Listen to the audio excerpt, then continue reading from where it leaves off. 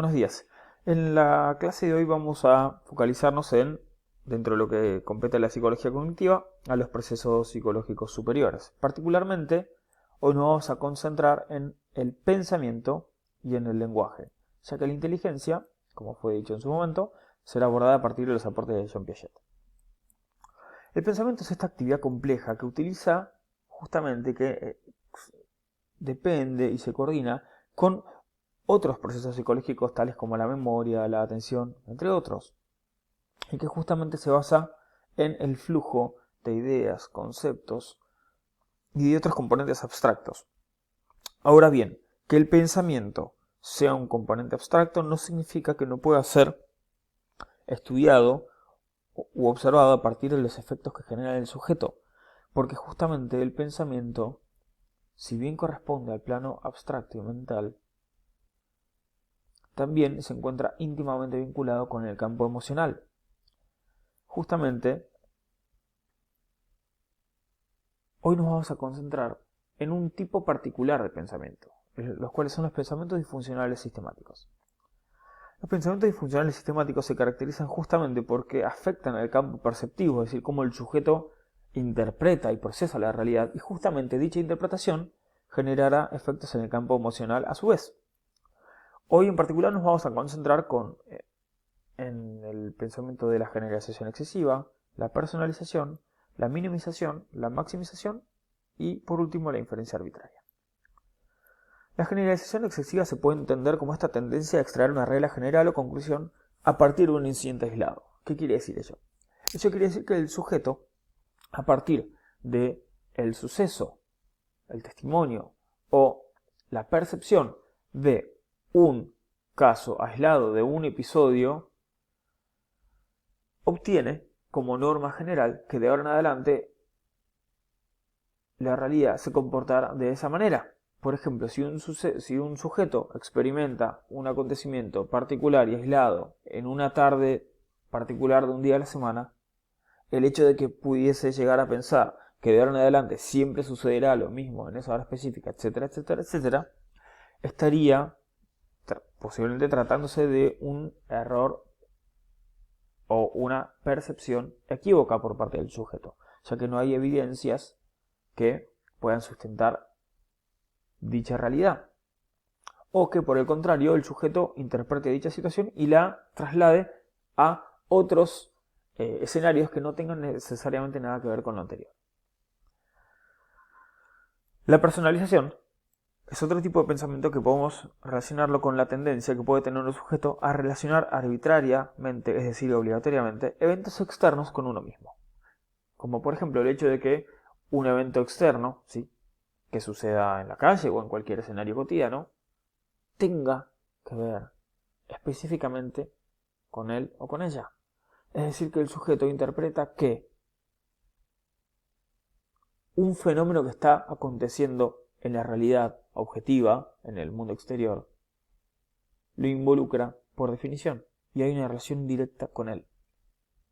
Y se destaca el componente arbitrario porque justamente no existe otra alternativa. Cuando un sujeto personaliza, justamente se caracteriza porque necesariamente lo que está sucediendo lo involucra.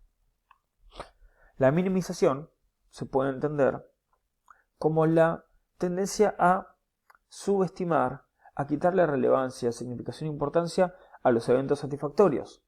Este tipo de pensamiento lo que justamente genera es una dificultad por parte del sujeto para poder lograr ciertos momentos de disfrute, ya que justamente la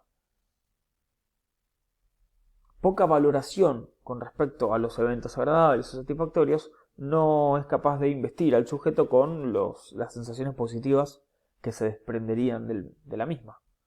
La maximización, por el contrario, es la contracara de la minimización, ya que se trata justamente de la tendencia a sobreestimar, a sobredimensionar, a llevar inclusive a los polos de la exageración excesiva, la significación o la importancia de un evento desagradable, que efectivamente pudo haber acontecido, pero la posición en la cual el sujeto está siendo colocado por el pensamiento lo deja de alguna manera particularmente perjudicado o que de alguna forma afecta su campo emocional porque si bien el evento efectivamente desagradable aconteció, objetivamente hablando podríamos estar pensando que no se trató de un estímulo o de una condición que sea particularmente severa, grave, destacando nuevamente el concepto de objetividad, es decir, que era una situación que quizás no involucraba tanta trascendencia.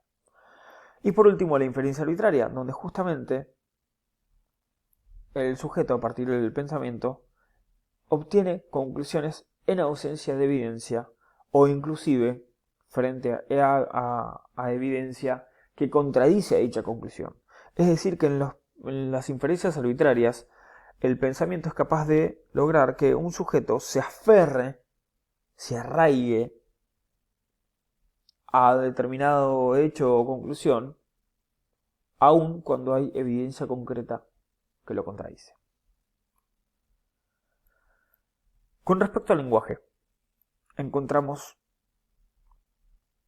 que es un proceso psicológico superior, justamente porque es la herramienta por excelencia que tenemos los humanos para poder comunicarnos.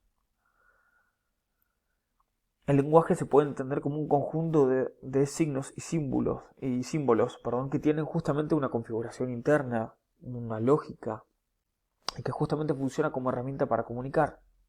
Pero es necesario distinguir y destacar el componente obvio de que cada lenguaje tiene su propia configuración y que ésta también dependerá del contexto, del momento histórico y del lugar. En primer lugar, encontramos dentro de lo que son las distintas funciones que puede tener el lenguaje a la función referencial o representativa, que justamente ella se destaca por poder representar o simbolizar la realidad, es decir, dar información. La función expresiva o emotiva se caracteriza justamente porque se coloca el acento en el emisor. ¿Qué quiere decir ello? Ello quiere decir que el emisor puede expresar sus ideas, sus emociones, sus sentimientos, es decir, manifestar cómo se siente. La función apelativo-conativa es aquella función en donde el acento se coloca en el receptor, donde justamente el destinatario del mensaje será quien sea la prioridad sobre la cual está girando en torno al mensaje, porque justamente se espera una reacción por parte del mismo. La función fática de contacto se caracteriza porque se hace referencia y se prioriza, se coloca el acento en el canal por el cual circula el mensaje, es decir, su funcionamiento correcto. La función metalingüística se caracteriza justamente por ser aquella en la cual va a intentar explicar los propios componentes del lenguaje, como por ejemplo las definiciones de ciertas palabras. Y la función estética o poética es aquella función del lenguaje que se caracteriza justamente no solo por centrarse en el qué del mensaje, es decir, en su contenido, sino también en el cómo, es decir, la forma de manifestarlo. Por ejemplo, las poesías, ¿sí?, los poemas o los versos que tienen quizás cierto toque estético o cierta configuración particular, justamente logra que no solo el contenido sea importante, sino también la forma de volcarlo, ya que éste genera efectos particulares en los sujetos a la hora de comunicar. Muy bien. Muchas gracias por su tiempo. Nos vemos en la próxima clase.